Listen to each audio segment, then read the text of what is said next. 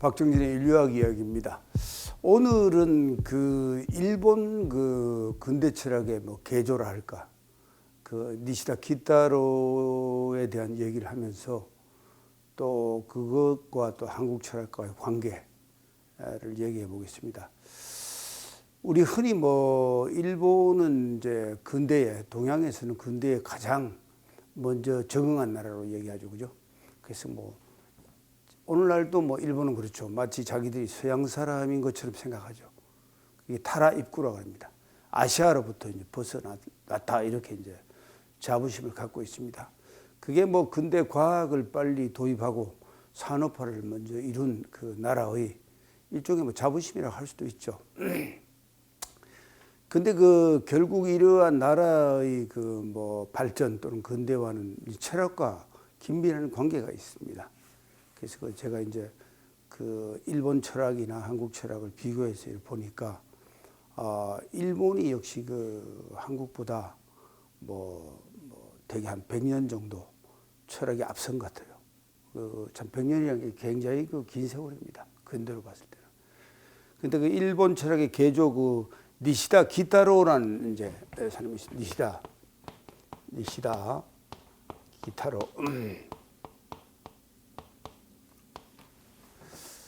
이 양반이 이제 그 태어나긴 이제 1870년에 태어난 사람입니다. 1870년에서 태어나가지고 1945년에 돌아간 사람입니다. 근데 이 사람이 이제 왜 일본 철학, 근대 철학, 그죠? 근대 철학이 개조냐? 하면 이분이 이제 이제 책이 말 선의 연구라고 있어요. 착할 선입니다. 착할 선. 선의 연구라는 이제 책을 내면서 이게 이제 근대적 의미의 이제 출발이었다고 보는 거죠. 이게 1911년에 나왔습니다. 그래서 저는 이 선의 연구를 바라볼 때마다 그 조금 기분이 묘한 기분이 들어요. 왜냐하면 우리가 딱 1910년에 뭐 경술국치 강제 병합을 당했잖아요. 그런데 딱 선의 연구가 나온 게 일본 철학의 개조라 하는 사람이 이 첫 책이죠. 근대 철학의. 이 11년이야, 딱. 그러니까 이게 뭐 거의 같은 시기죠. 말하자면 한 나라가 이제 강대해지고 이래 하려면 물론 뭐 과학기술이 동원되지만 사실 과학기술의 이면에 철학이 있는 겁니다. 이 철학이 완성되지 않으면 그 근대가 완성되지 않은 겁니다. 간단히 말하면. 근데 또 묘하죠. 기타라고 죽은 애가 1945년이죠. 그죠? 45년. 우리 해방된 해잖아요. 뭔가 좀 그 철학과 나라의 흥망이 관련이 있는 것 같지 않습니까? 우리가 이제 강제 병합 단계 1910년인데 이 11년에 선의연구가 11년에 나왔다는 건 그 전부터 이제 썼다는 얘기죠. 그죠? 적어도 뭐 10년부터 11년 사이에 썼다고 보고 우리 이제 강제 병합 당하는 거하고 일본에서 철학이 완성되는 거하고 같습니다. 다. 그 다음에 45년 우리가 해방되니까 또 기타로가 또 돌아갔어요. 여기 좀 묘하지 않습니까? 그래서 저는 뭐 그 니시다 기타로 철학을 볼 때마다 묘한 기분에 듭니다. 근데 일본에서는 뭐 니시다 철학이라고 하면 뭐 철학 논문 쓸 때 의뢰이 니시다라는 인물을 슬쩍 거론합니다. 그걸 걸고 넘어가야 이제 권위도 생기고 또 이 일본에서 이제 인정을 받습니다. 그런데 사실 제가 볼 때는 니시다 기타로는 당시 그 서양에서 그 유행하던 그 해겔 철학, 해겔의 그 뭐 절대 정신 철학이죠. 해겔의 절대 정신 철학인데 그 변증법의 일종의 뭐 아류죠. 변증법을 동양에서 받아들여 가지고 나름대로 일본화한 이제 것입니다. 그래서 이 니시다 위에는 역시 해겔이 있죠. 해겔은 1770년에 태어나서 1831년에 돌아갔습니다. 딱 니시다하고 100년 차이 나죠. 태어난 거는 100년 차이가 나는데 해겔이 이제 쓴 절대정신이라는 책이 있어요. 절대정신이라는 책. 이게 독일 관념론의 완성이다 그러죠. 요게 1806년에 나오죠. 그때 뭐 7년에 완성되죠. 1807년에 완성됩니다. 그래서 대개 뭐 책이 쓰는 시기 또 출판된 시기가 뭐 거의 1년 사이에 겹친다고 봐야 되겠죠. 그죠? 근데 그 기타노가 이제 역시 그 당시의 서양에서 최고의 이제 그 지가, 철학적 지가를 올리던 그 절대 정신을 이제 공부한 게 틀림없죠. 저는 뭐 그게 그냥 보여요. 그거 이제 일본판인데 헤겔 절대 정신의 일본판이 이제 니시다의 선의 연구입니다. 간단히 말하면. 근데 뭐 일본 사람들은 이제 그 헤겔의 절대 정신 현상학을 이제 뭐 뺏긴 것 같다 이러면 기분 나쁘니까 뭐 다른 것처럼 이제 사실 여러 이야기를 하고 있어요. 근데 그 사실은 그렇지 않다라는 걸 제가 이제 발견을 했습니다. 저게 이제 왜 그 헤겔 철학이 좀 위험하냐 하면 그게 섣불리 받아들이면 이제 그 일본식의 말하자면 이제 그 군국주의 철학으로 갈 위험이 있단 말이에요. 그래서 그리고 철학자 개인이 뭐 그렇지 않다 하더라도 어떤 철학자 개인의 철학이 집단으로 투영됐을 때는 그 전혀 다른 상황을 불러일으키죠. 근데 그 어쨌든 이 절대라는 게 이게 절대라는 게 사실 이게 위험한 동물입니다. 이게 아주 위험해요. 위험. 우리가 뭐 순수라든가 뭐 절대라든가 이게 사실 철학자들은 이걸 좋아하는데 이게 사실 집단에 투영되면 굉장히 위험한 것들이에요. 순수 절대라는 게. 그래서 그 철학자 개인의 뜻과 집단이 그것을 받아들여 가지고 뭔가 그 형상화할 때 또는 뭐 리얼라이제이션 실체화할 때는 이제 뭐 생각지도 않은 일이 벌어지는 거죠. 그게 사실은 근대에 있었던 그 소위 이 전체주의적 사고입니다. 그것과 연결된단 말이에요.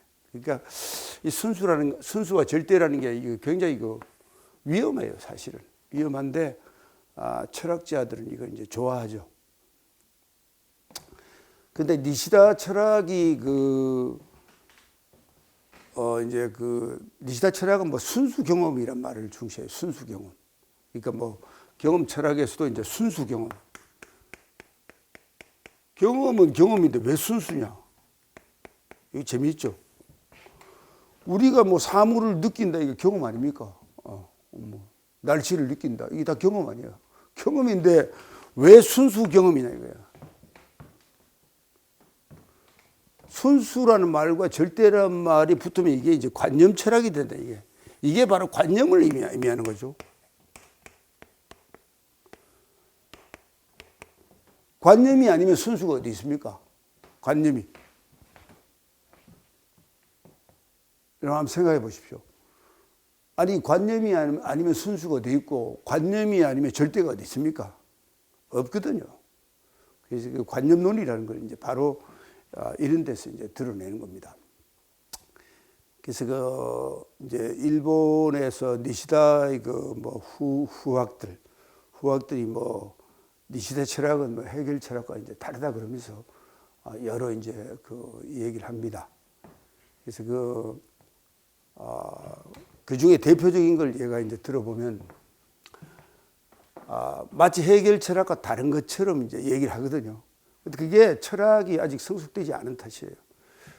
니시다는 헤겔 변증법을 유어의 변증법,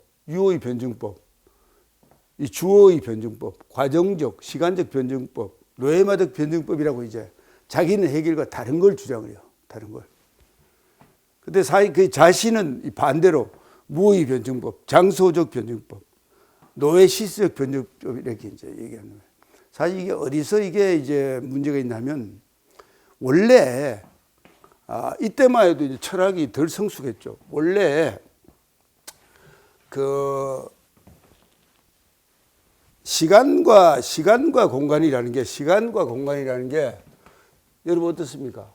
시간과 공간이 지금 요즘 와서는 뭐 그게 이분화되지 않는 걸 다 알죠, 그죠?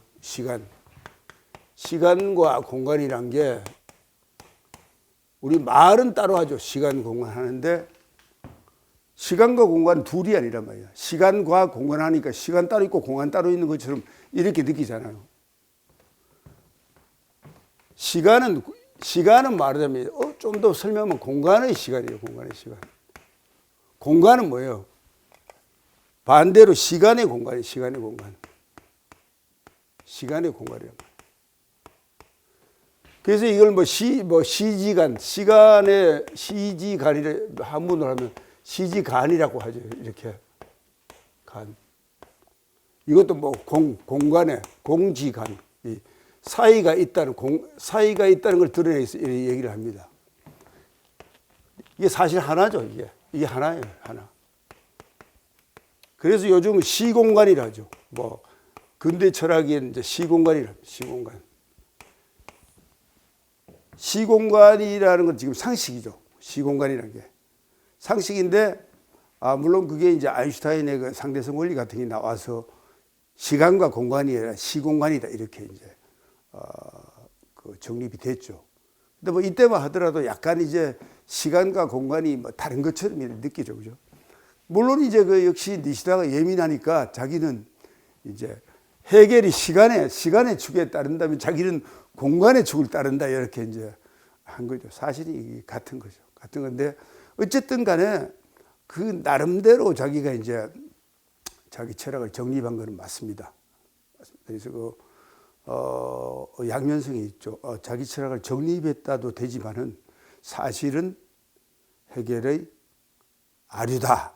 해겔의 일본판이다. 이렇게 이제 볼 수 있습니다. 여기서 노에시스, 노에마일이 나오는데 우리 보통 보면 이게 바로 현상학을 드러내는 건데 노에시스는 의미가 일어나는 펑셔닝 하는 겁니다. 그리고 노에마는 이미 의미 대상이 되는 거예요. 대상. 내가 이 사물을 볼 때 이걸 뭐 선풍기다, 뭐다 이랬을 때 이미 의미 작용을 하는 겁니다. 작용을 해서 그 의미 대상에 이제 이름을 붙이는 거죠. 그죠? 그래서 의미가 그게 의미 발생과 발생을 해서 의미가 이제 대상에 붙는 겁니다. 그래서 의미 대상이라고 그래요. 그래서 노에마 이렇게 차이는데 이게 사실 하나의 프로세스예요, 프로세스. 이게 뭐 갈라지는 것처럼 착각을 하는데 그건 오산이에요, 이게 하나의 프로세스다, 하나다 말이죠. 노에시스, 노에마 이렇게 되는 거죠. 근데, 요거는 이제 이분화해가지고 이제 자기는 이제 해겔과 다른, 해겔은 시간의 변증법이라면 자기는 이제 장소의 변증법이다, 이제 이렇게 얘기를 했습니다. 근데 이제 어쨌든 간에 그 일본 철학의 밀도를 이제 드러냅니다. 드러내는데 왜 그 당시로 봤을 때 이제 선이라는 왜 선의 연구일까? 선. 근데 그 대개 보면 이제 철학이라는 게 아까 순수 절대를 얘기하잖아요. 관념적으로 보면 뭐 순수 절대라는 게 선에 가까워요, 선에. 관념적으로. 또 자기한테는 절대란 말이에요, 절대. 자기 그 내면적으로 봤을 때, 자기 내부적으로 봤을 때 절대죠. 그 해겔의 변증법이라는 게 자기의식이거든요. 대상의식이 아니라 자기의식에 대한 그 내성, 자기의식을 관찰하는 거니까 이 절대라는 게 나오죠. 그래서 이제 선이라는 이름을 이제 붙이는 겁니다. 그래서 요즘은 그렇잖아요. 사실 뭐 선악, 그 다음에 뭐 진위, 선악, 미추, 이런 거 이분화된 것을 말이죠. 근대 철학은 그 이분화 안 시키죠. 그 사실은 이중적이다. 서로 그 믹스되어 있다. 이렇게 보는 거죠. 그다음 이때만 해도 이제 절대라는 것을 나누는 겁니다. 절대라는 게. 그래서 그 당시로서는 어쨌든 그 선의 연구라는 게 그 서양의 가장 최첨단의 서양 철학을 따라간 겁니다. 그렇게 봤을 때 역시 그 일본이 타라 입구, 아시아를 떠나서 유럽화 되어야 되는 지상과제의 부관 철학이라 할 수 있죠. 그 일본이 이제 기대하는 그 뭐 시대적 욕구랄까 시대 정신에 이제 부합했던 겁니다. 그래서 지금 봐서는 뭐 여러 가지 이제 문제를 갖고 있죠. 그런데 제가 볼 때는 니시다의 그 흔히 말하는 니시다 철학을 절대무라고 해요. 니시다 철학을 절대무. 무라는 게 뭔데 왜 절대무냐? 이거 재미있죠. 무라고 하면 되는데 왜 절대무냐? 이 절대라는 게 하나의 그 뭐 유일하다 이렇게 보는 것입니다. 유일하다 보는 것인데 없다 하면 될 때 왜 절대적으로 없느냐? 이게 이제 여기 이제 문제를 일으킨 겁니다만, 니시다의 절대무는 제가 보기에는 그 동양의 불교의 무사상이 있어요. 무사상. 불교의 무사상을 그 서양의 현상학적으로 해석한 것인데 거꾸로 말하면 왜곡한 것이에요. 결국. 동양의 무와 이 절대무와 이 동양의 무, 동양의 무사상이란 것은 동양의 무사상, 불교의 무사상이 있죠. 특히 불교. 이건 이제 서양입니다. 서양. 절대무라는 건 이제 서양이죠. 근데 이 동양의 무사상을 서양의 절대무처럼 이제 그 왜곡한 거죠. 동양의 무는 그냥 무지 절대무가 아니에요. 무라는 건 뭐냐? 동양의 무라는 것은 흔히 그 완전히 없는 게 아니란 말이야. 영어로 말하면 이제 nothing less, nothing less라는 건 뭐냐면 nothing 없는 것은 아니다 이게. 우리가 없다 하지만은 있다는 거야. 예를 들면 뭐 이 공간에 공간이 비어 있다.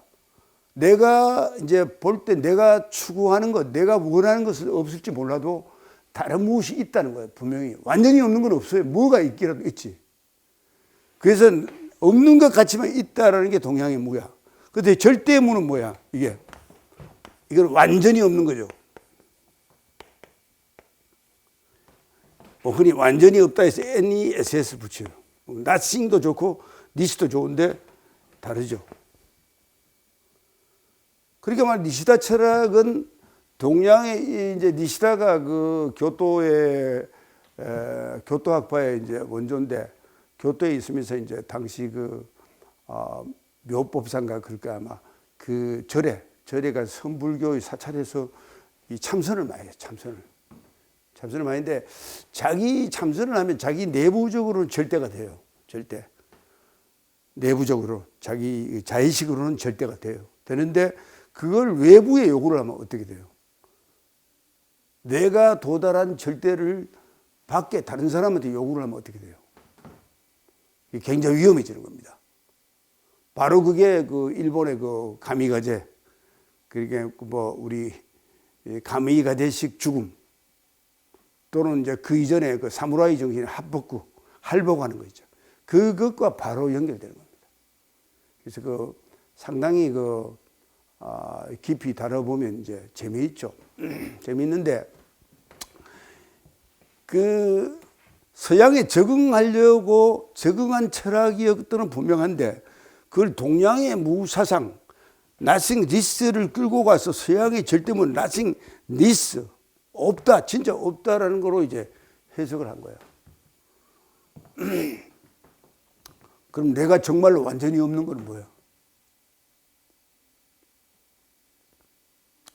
그 자살이죠. 자살. 내가 완전히 없는 거는 자살을 미화하는 거죠. 자살을. 굉장히 그 위험하죠. 그 소위 그 전체주의는 이 개인의 그 생명을 아주 무화시켜 버립니다. 개인의 생명 별거 아니야. 이 전체를 위해서 희생해야 되는 것처럼 생각하는 그런 것들이 여기 이제 숨어 있는 겁니다.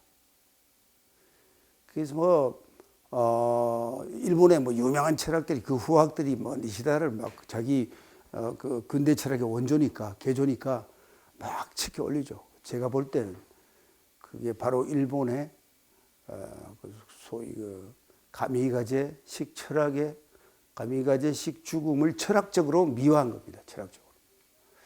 그래서 그 뭐 여러 변명 같은 거는 뭐 제가 좀 읽어봤습니다만은 이 철학이라는 게 자기 변명을 잘하거든요.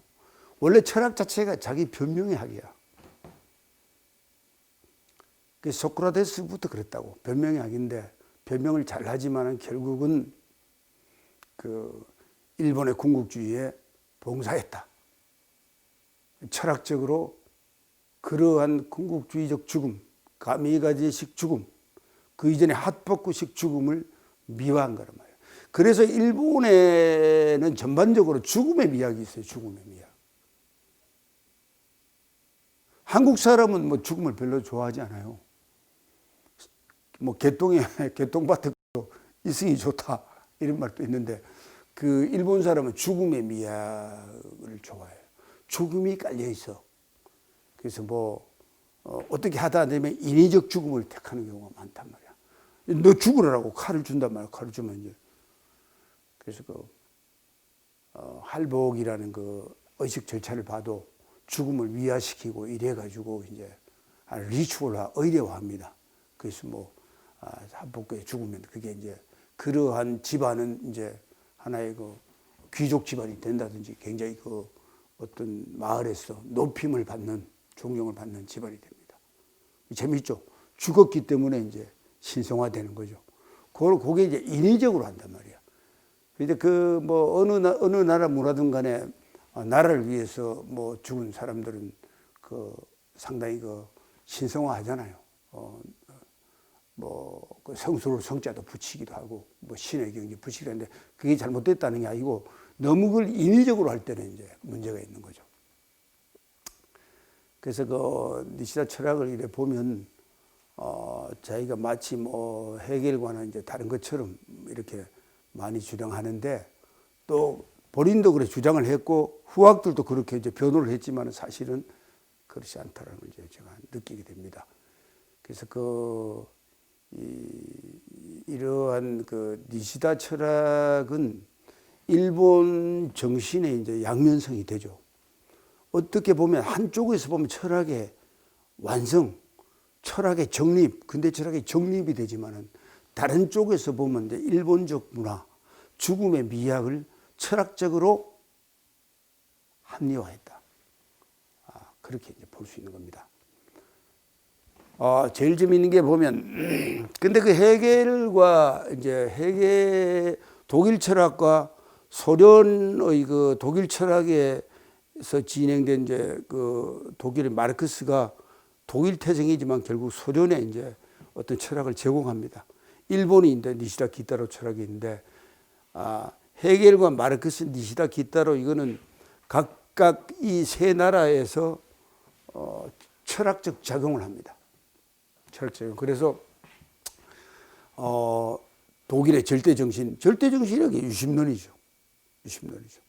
이 절대 국가가 되잖아요.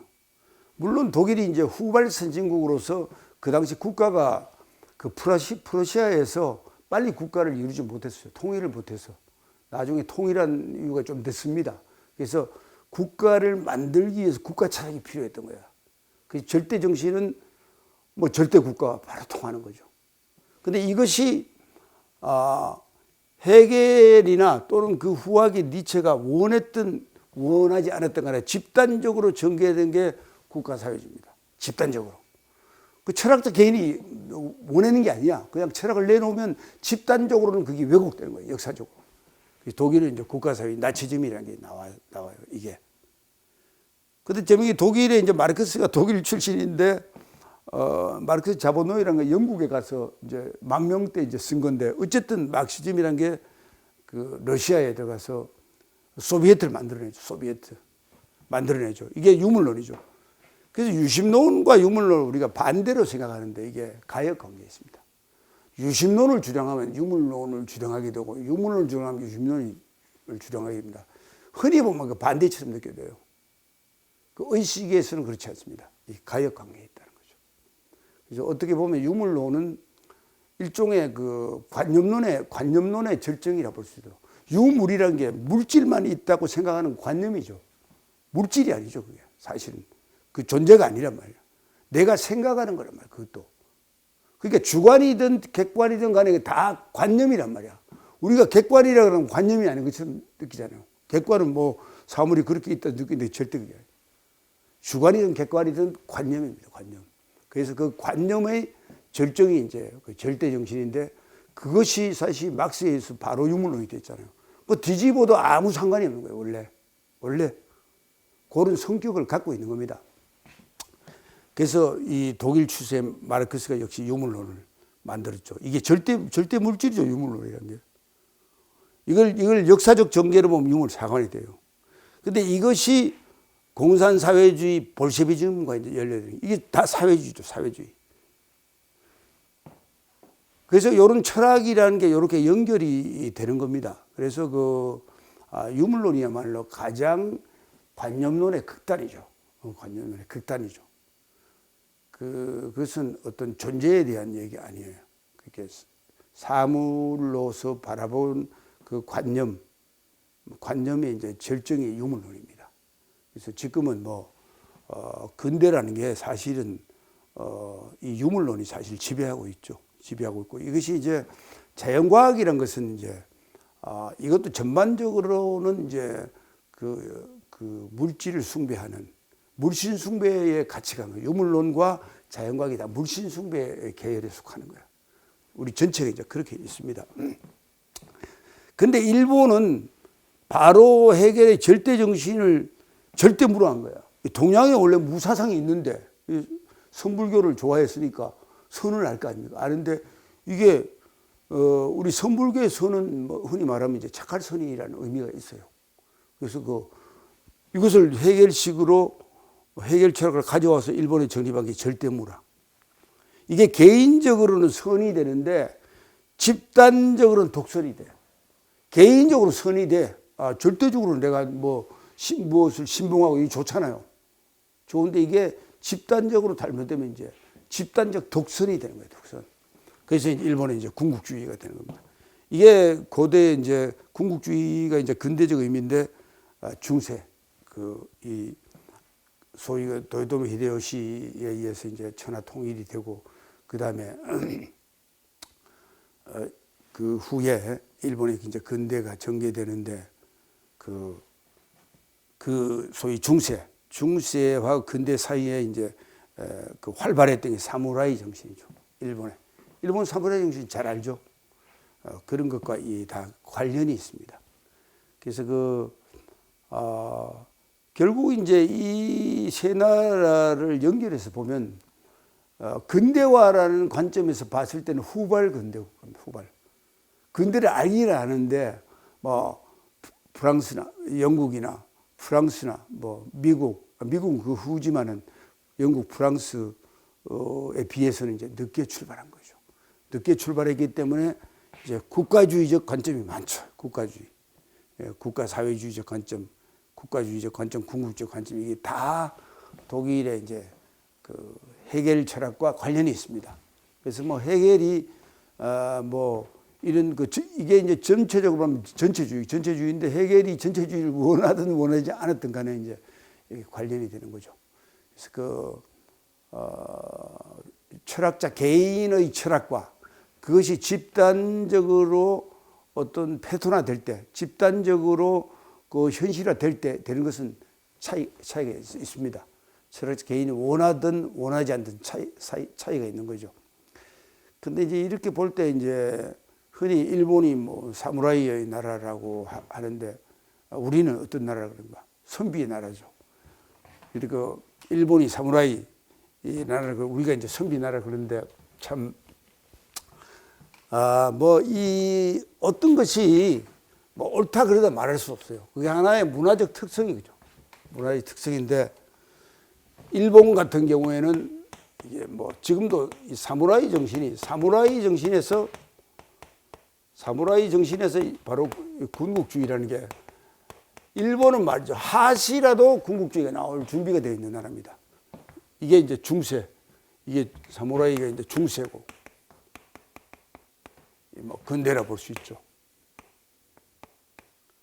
일본은 이렇게 이제 연결됩니다. 한국은 이에 비하면 어떻게 됩니까? 사무라이 정신이 아니라 선비 정신이죠. 그 선비. 이게 조선조에서부터 지금 어떻습니까? 우리는 지금은 이게 이제 일본은 이제 나름대로 이렇게 완성이 됐는데 우리는 아직 미지수예요, 이게 사실은. 왜? 철학이 정립이 안 됐다 이게. 철학이 없다 이게 우리.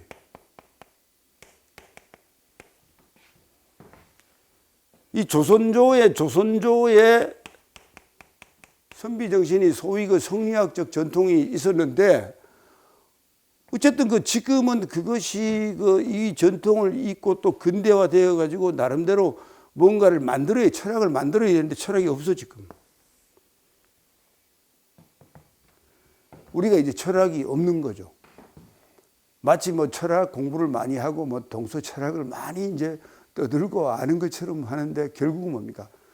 철학 공부는 하는데 철학이 없는 거야죠. 한국 철학 뭐야 이래 누구 물으면 내놓을 게 없어. 그리고 이게 국제적으로 이제 철학학회에 가서 당신의 철학이 뭐냐 했을 때 발표할 게 아무것도 없어요. 성리학 발표하면 그거는 중국 거죠. 성리학. 그 뭐 추자가 다 완성해 놓은 거니까 그것을 신앙화했다. 뭐 실천했다라는 거는 뭐 좀 조금 이제 진전해 볼 수 있지만은 성리학 자체가 뭐 한국 철학이라 말할 수는 없죠. 그 한국에는 지금 철학이 없습니다. 공부는 많이 했는데 그만큼 이제 우리가 철학적으로 볼 때는 아직 근대 국가가 안 되었다고 볼 수 있죠. 근대 국가가 되려면 오히려 이제 통일도 하고 우리 나름의 남북 분단 상태나 냉전 구조 이런 걸 넘어가지고 우리가 뭔가를 우리 스스로 철학을 만들어내고 하나가 될 수 있는 어쨌든 간에 뭐 아무리 어떤 철학이 나오더라도 하나가 될 수 없으면 그 철학이 안 되는 거야. 결국은 하나가 될 수 있는 일종의 뭐 쉽게 가지로부터 뭐 통일 철학이라든지 뭐 한민족 철학이라든지 뭐 여러 가지 붙일 수 있죠. 그게 됐을 때 근대 국가가 이제 되는 겁니다. 근데 우리는 이제 그 일본에는 소위 그 니시다 철학, 설의 철학을 중심으로 한 사무라이 철학, 또 뭐 근대 철학, 군국주의 철학 이렇게 뭐 있습니다만은 우리는 그게 지금 없어요. 조선조 성리학 이후에 뭐 여러 가지 논의는 있지만 아직 만들어내지 못했습니다. 그래서 그걸 만들어야 됩니다, 사실은. 그래서 일본의 이제 니시다 기타로 철학이 이제 선언 연구가 11년에 나오고 이게 순수 경험을 기초로 해서 결국 이 정반합이거든요. 정반합. 이제 해겔 현상학 계열인데 노예마적 변증법이야.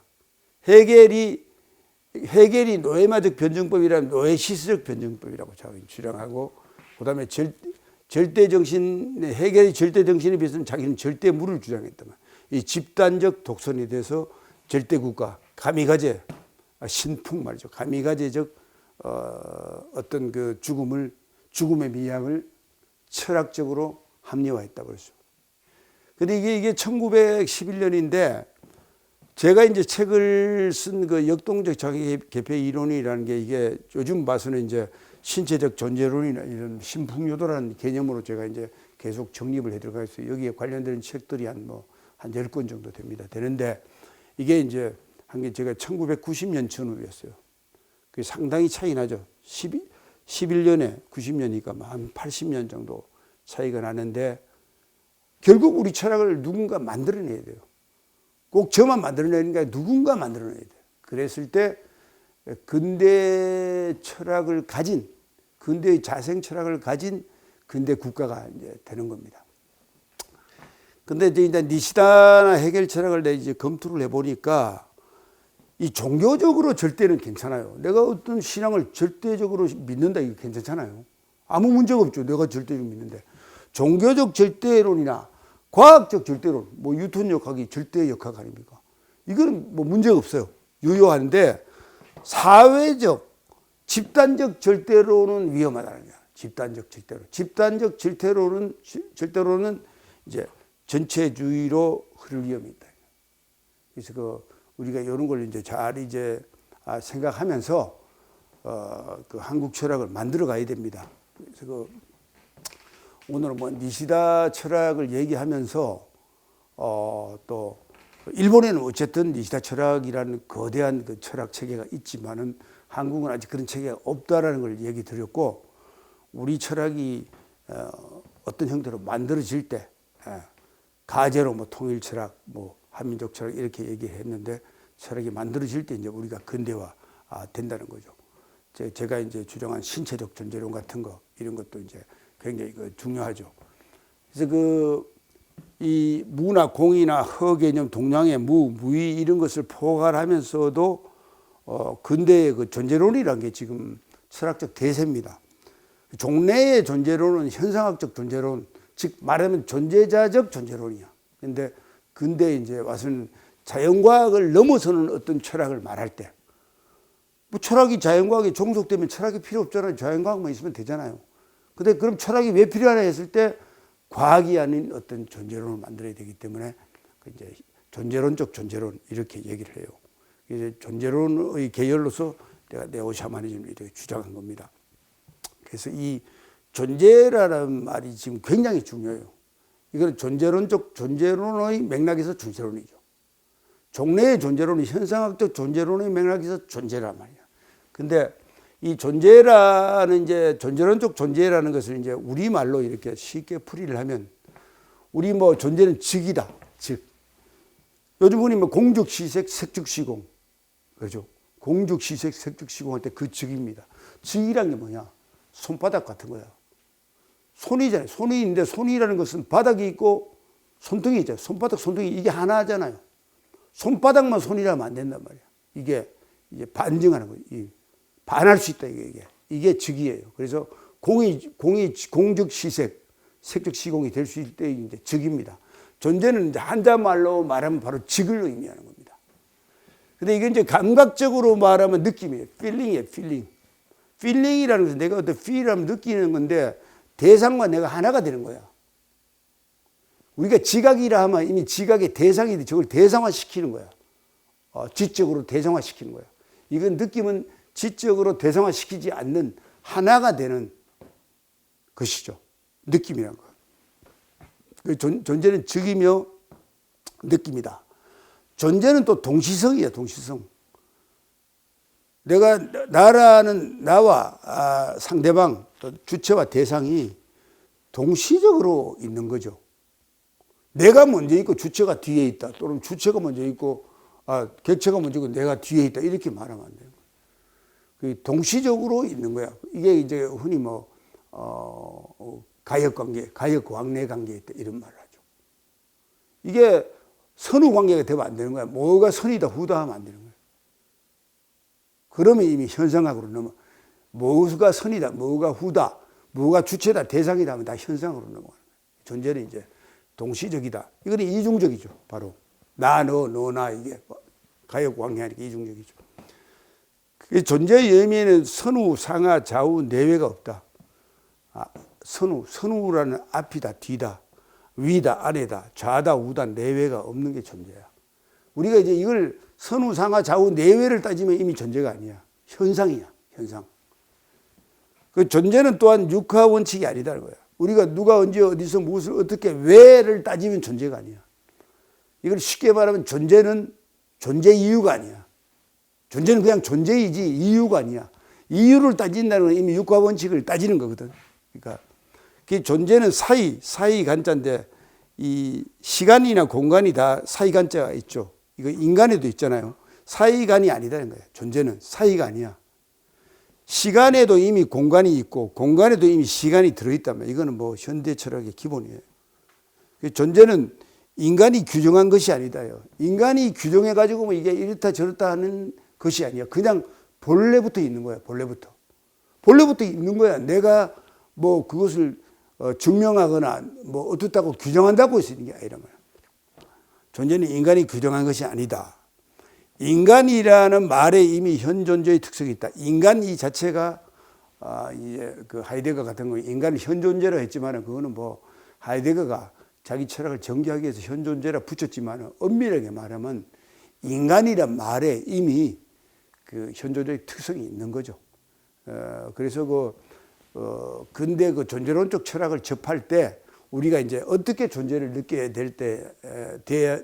느끼게 되어야 하는가를 제가 이제 조금 정리를 해봤습니다. 존재는 즉이다, 느낌이다, 동시성이다, 이중성이다, 선후상하 좌우내외가 없다, 육가 원칙이 아니다, 시간과 공간이 아니다, 인간이 규정한 것이 아니다. 인간이란 말에 이미 현재 존재의 특성이 있다. 이제 이런 얘기를 드렸습니다. 그래서 니시다 철학을 우리가 볼 때 우리가 일본에 이제 식민지를 당했기 때문에 그 엄밀하게 니시다 철학을 검토해 볼 필요가 있는데 해보니까 결국은 해겔 철학의 일본판이야. 해겔 철학의 아류다는 거죠. 그렇게 인식을 하고 앞으로는 우리 현상학이 아니라 진짜 그 존재론의 이 철학에 우리가 깊이 들어가서 이 세계 철학에 합류했을 때, 참여했을 때 한국 철학이 성립된다는 것을 역으로 알 수 있어요. 그래서 그 니시다를 보면서 우리도 근대 철학을 완성해야 되겠구나라는 그 사명감을 느끼게 되는 겁니다.